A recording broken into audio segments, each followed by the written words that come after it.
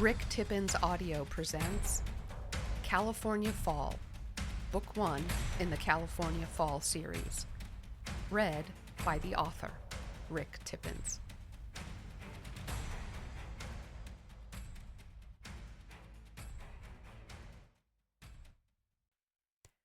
Guidance is no substitute for training, as training is no substitute for experience, but they are the evolution of the accomplished. Walk this path with care. Rick Tippins. Acknowledgements. For those who contributed to this book, I would like to thank you all.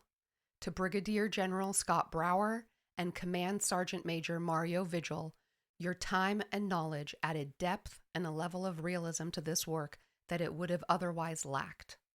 On matters related to the Petaluma waterways and all things associated with them, Omid and Parviz Bustani's input ushered in a surplus of authenticated local layers of genuine factualisms. A special thanks must also be extended to two Marines who I will refer to only as Aaron and Josh, for always answering their phones when I called with questions. To my publisher and friend Boyd, thank you for your youthful enthusiasm in our mutual endeavor to bring these stories to readers around the world. Lastly, there are no words to thank my wife for her keen eye and my children for their undying support of this obsession of mine. Dedication. Doug Medina, 1947 to 2021. Police officer and field training officer to young men and women. Till Valhalla, friend. Chapter 1. Cam. October weather was some of the best weather of the year in Middle Tennessee. For those living in the volunteer state, the arrival of cooler and much drier air was welcomed after the hot and humid months of the Tennessee late summer. October was also a month where smart people carried a t-shirt and a jacket if they planned on being outside for any length of time. Days often begin at beautiful 75 degrees, but temperatures were prone to drop sharply as the afternoon gave way to early evening. Add a slight breeze to the equation, and someone wearing a t-shirt would find themselves quite uncomfortable. Cameron Griffin shifted uncomfortably, wishing the jacket he rested on offered more cushion as he sat in the stands of a local elementary school. His wife Jennifer leaned against him as they watched their youngest child, 10-year-old Layla, play soccer. 12-year-old Taylor was off with some other boys, most likely under the stands or on the play structure, waiting for the game to end so they could all go home and eat dinner. It was, after all, 17:30 hours. Cam glanced around the school's property until he caught sight of the green shirt Tay was wearing, before redirecting his attention back to Layla's game. "What time's the flight tomorrow?" he asked, waving a hand over his head in hopes Layla would see it and respond with a little wave of her own.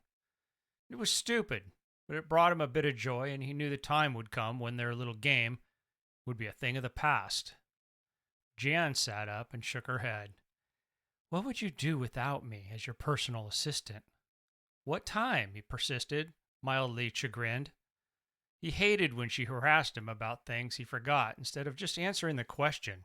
Jen, on the other hand, didn't appreciate repeating herself over and over, after already providing him with all the upcoming flight details more than 3 times in the last week. "We leave tomorrow at 6:10 in the morning," she answered, relenting. "Airport's going to be a mess on Friday." She raised a brow. "Maybe you'd rather drive?" Cam remembered the drive out to Tennessee not all that long ago when he and Jen decided they wanted a slower and more laid-back environment to raise Taylor and Layla in. It wasn't until they'd been in Tennessee for a month that they realized how fast-paced their previous lives in California had been. The slower manner in which nearly everything was done in the South took some getting used to, but they had all adjusted within the first few months, choosing to embrace the Southern style of living and reap its rewards. When they'd broached the possibility of moving the family 2,200 miles across the country, Layla stood firmly against any move, while Taylor was excited at the thought of moving to a state where the family could afford land and he could run wild like the stories he'd heard Cam tell of his own youth. They worried about their children's future, like all parents, and spent many long hours discussing the move before they made the decision to begin moving the pieces of their lives around in order to make the transition from California to Tennessee a real thing. Though to their friends and family the move seemed to come out of nowhere, they had been tossing the idea around for a couple of years. The year before they moved, they'd gone as far as traveling in the family truck to 8 different states as part of a vacation/new home exploration venture. The following year, they flew to Nashville and then drove to Texas, looking at different houses and neighborhoods. In the end, Tennessee felt the most like a place they wanted to call home. From the moment all the pieces were in place to move, they were packed and on the road within 11 days and hadn't looked back since. The sale of their California home was done from afar while they searched for a property they could call home in their new home state of Tennessee. Having only been in Tennessee for a little more than a year, Cam wasn't thrilled about returning to the Bay Area. Jen, on the other hand, was excited to see her parents, so he put on a happy face for the love of his life and conceded. "And we come back Monday?" That was his way of checking, and Jen knew it. "At noon," she confirmed with a wry smile. He leapt to his feet, fist in the air. "Tripping!" The referee glanced into the mostly quiet stands, a scowl showing on his face at Cam's outburst over a perceived non-call. Slowly, he sat back down, his head shaking as he yielded, knowing the refs at these kids' soccer games took no guff from any of the parents. He was well aware that further heckling of the ref's non-call would result in his being asked to leave in a kindly but firm Southern manner. "Cameron, you're embarrassing her," Jen scolded under her breath. "If this was hockey, someone would have taken out that number 9. She's been getting away with murder all game," he said in a low growl. "Enough." Jen laid a hand on his leg in warning. "They're 10-year-old girls, for crying out loud." Cam glanced down at his wife's hand on his leg and recognized the universal marital sign for stop when he saw it. To persist meant he'd be subjected to the darker side of his wife for the next several hours, and then she'd want to talk about what happened. His subsequent silence was in place for selfish reasons only. He'd rather take a loss than escalate most situations with his wife. There weren't many things in the world that could have pulled the two apart, so their fights amounted to nothing more than lost periods of happiness. He shifted closer and wrapped an arm around her shoulders, pulling her in close. Briefly, he felt her resist, his heart sinking at the thought of a drawn-out spat with Jen. Then she melted into him. That was usually their way. It hadn't always been this way, but as they'd grown as a couple and as individuals, working hard to be the best versions of themselves, their relationship followed. After the game, Layla said goodbye to her teammates, then came to the stands, and the three made their way toward the parking lot where Taylor was waiting next to Cam's truck. The four got in the vehicle and headed for their usual Dairy Queen spot, where the kids would order a small blizzard, after which he and Jen would steal bites from each child's sugary treat, a rare before-dinner luxury. Southwest Airlines' only nonstop flight from KBNA to SFO on October 28th, a Friday, left at 0610 hours, and the Griffins were on that flight. The plane fielded 6 seats across, meaning there were 3 seats on either side of the aisle, not the greatest seating configuration for a family of 4. Jen sat with the 2 kids, while Cam sat across from Jen in the aisle seat, trying to avoid having his elbows torn off every time the food and drink cart passed him by. When they were about 30 minutes from San Francisco, the flight attendants bustled around tidying up the plane in preparation for landing. Cam quietly prayed their arrival would be without incident. He'd been a cop, actually a sheriff's deputy working in the San Mateo County Sheriff's Office on July 6, 2013, when Asiana Airlines Flight 214 short-stroked its approach and struck the seawall at the beginning of the runway at SFO. Although no passengers were killed in the initial crash that ensued, he knew that small fact was 100% luck. Most commercial airline crashes claimed lives, no matter the circumstances. He also held the unprofessional opinion that landing an aircraft the size of 3 or 4 city buses was probably the most dangerous portion of a flight. Gripping the handrests, he squeezed hard, trying to push any negative thoughts from his overactive mind as the ground drew closer. When the plane's tires screeched against the tarmac, Cam held his breath until they reconnected with the paved runway and he felt the pilots applying the brakes and reverse thrusters. He glanced out Jen's window and could see the wing spoilers were deployed to reduce the wing's lift efficiency, and soon the plane felt solidly on the ground. He let out a small sigh, which he kept to himself, and smiled over at Jen. It was their first time back in California since moving, and there were lots of people he wanted to see before they left. Jen's dad, Bob, was having his birthday party on Sunday, which gave Cam time today and tomorrow to catch some old friends from the sheriff's office.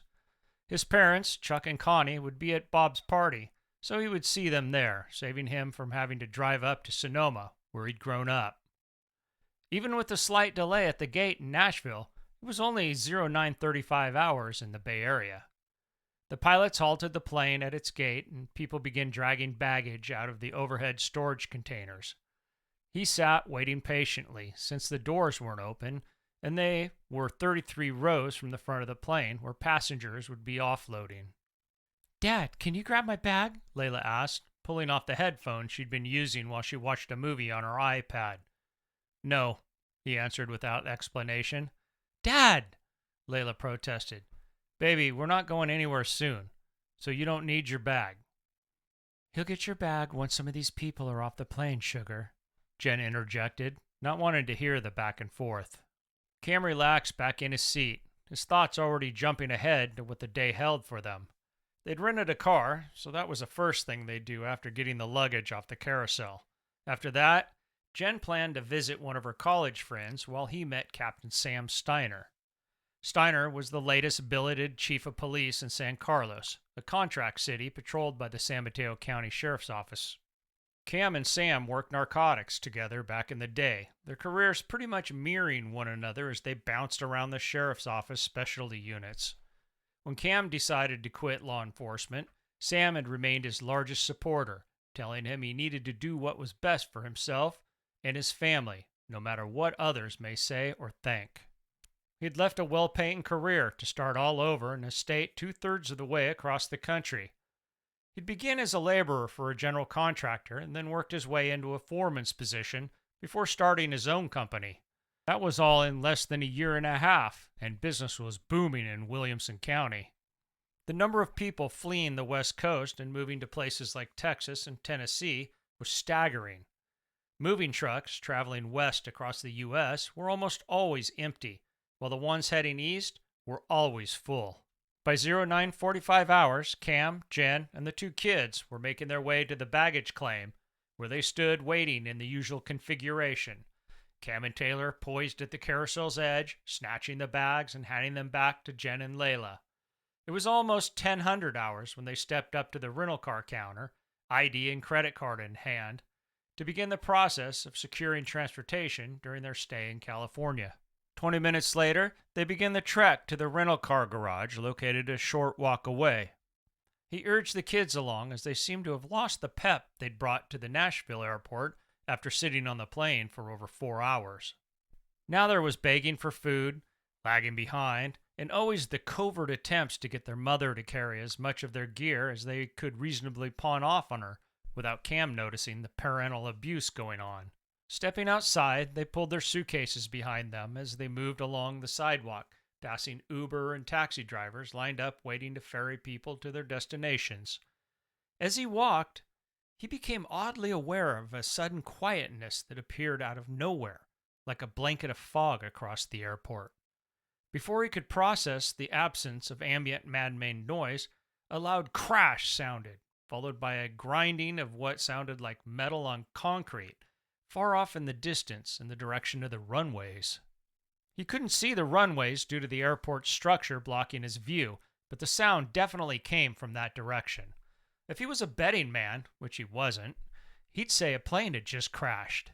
He craned his head back and caught Jen's wide-eyed stare, gazing back at him, her lips parted slightly as if she was about to speak, but wasn't sure what to say. "Let's get to the car and get out of here before they shut this place down," he urged, stepping up his pace. "Come on, kids, move it, or we're going to get stuck here." He knew there wasn't a thing he could do to help if in fact there was a plane burning on the runway. The airport kept personnel and equipment in place for these type of disasters, and they didn't account for people like himself wanting to help. Cam felt certain the airport was about to get very busy. If he didn't move, they'd likely be held up in the aftermath of the crash if they didn't use the small window afforded them before all the first responders descended on the airport and blocked the exits with their equipment. Cam lifted his eyes over the roofline of the building and saw dark smoke curling into the clear blue morning sky. So it happened, and right after we landed, he thought to himself. "We're driving home, babe," he hollered over his shoulder as he pushed forward. Jen hadn't uttered a word as she followed her husband, but the sight of the smoke unnerved her, especially after they'd just got off one of those planes. "Shouldn't we be helping or something?" she asked, her voice more than a little shaken. "Nope, the airport has a plan in place," he said over his shoulder. He didn't slow, his sole purpose in life right at that moment being to get to their vehicle and get clear of the chaos before it intensified. People stopping their vehicles in the middle of the roads encircling the San Francisco airport should have seemed odd. With a plane down on one of the 4 runways, Cam didn't key on the fact that every vehicle was stopped, and nearly all the drivers were outside their cars, either curiously inspecting under the hoods or gaping up at the growing smoke cloud coming from the tarmac. Another distant crash sounded, only it wasn't followed by the metal on pavement scraping sound of the first. Cam glanced towards the latest crash, but his view was blocked by the building. His singularly focused mind shifted marginally with the second crash as he assessed the possibility of 2 crashes at a major airport within seconds of each other.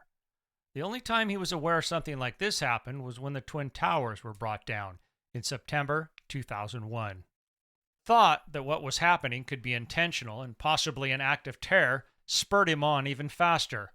"We need to get the heck out of here," he called over his shoulder as he stole a quick look to ensure he could account for all 3 of the most precious humans in his life. Layla was struggling to keep pace, so he dropped back and took her small suitcase by the handle. "Stay with Daddy, baby," he instructed. "Was that?" Jen started. He cut her off. "I don't know, but if it was, something bad is happening and we need to get off this airport property." What he was thinking was he needed very badly to get his family off the X, and by the X, he meant the kill area. When he'd been a Marine Scout sniper, he'd been on the X plenty of times. Hell, there had been weeks when it seemed like he'd lived on the X. He'd worked nonstop to remove himself and his men from kill zone after kill zone, and now here he was home in the good old US of A, trying to get his family off the X. That fun fact rattled him to his core. Seeing tendrils of smoke from the most recent crash spiraling towards the heavens sent a tingle of fear up Cam's spine. He approached the end of the airport terminal where they'd need to go back inside and use the escalator to descend to the rental garage. From the terminal, he had a view of the entire southern end of the runways, which included runways 28, left and right. A plane lay in pieces, burning in the grasses between runway 28, left and right, while a second plane burned at the edge of the runways where they met the bay. 2 planes down, 1 in the runway, and 1 basically in the water. His gaze swept the area around the airport, hoping he'd see something that could lend some sanity to everything his eyes were currently dumping into his brain. The quick scan yielded no answers, and he started as Jen grasped his arm. "What's going on, Cam?" she whispered fearfully. He was about to tell her he had no idea when he caught sight of a cargo plane gliding in toward the airport.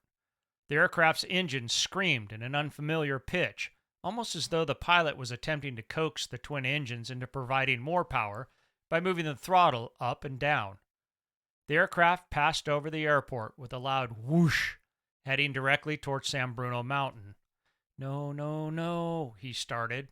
The pilot must have realized he lacked the altitude to clear the natural obstacle and banked the massive aircraft to the east, where it continued to drop as it closed on Oyster Point. A few additional seconds passed, and he heard a low crunching sound, not unlike the sound of a giant soda can being crushed. The engines had been working, or at least sort of working, and he wondered how many of the plane's other systems were knocked offline by whatever was going on. Most commercial airlines were sufficiently hardened enough against lightning strikes that most other natural and man-made interference wouldn't place an airplane's flight, nav, and power systems completely out of commission. He could only imagine what a handful flying one of these planes, minus even one or two of their systems, would be. Jen's grip on his arm was painful now, and he reached down to loosen his alien limb from her nails. I don't know what's happening, love, but we gotta get out of here. He turned and almost ran headlong into the automatic doors when they failed to open as he passed under their sensor. He waved a frantic arm overhead, and still the doors remained closed. A glance down the terminal revealed others, both on the inside and outside, doing the same thing. As he stepped away from the doors, he slowly reassessed his surroundings. 3 planes down, maybe more, and the doors to the terminal aren't working. He pivoted, inspecting the stopped cars and all their drivers, and then shifted his gaze once again to the 2 downed planes on the runway. He felt puzzled by the glaringly obvious absence of fire and medical personnel, either at the scene or responding to the stricken craft. In fact, he couldn't hear a single siren. Cam's hand crept into his back pocket and pulled out his cell phone. When he depressed the side button, which should have brought the phone to life, the screen remained dark, even after 3 or 4 additional attempted activations on his part. Jen, let me see your phone. His voice was steady but serious. Jen already had her phone in hand and shook her head. The battery's dead. Weird, 'cause I charged it before we left. iPads, he said, turning to Taylor and Layla, who hadn't quite figured out what was going on, but read their parents' body language and realized something was very wrong.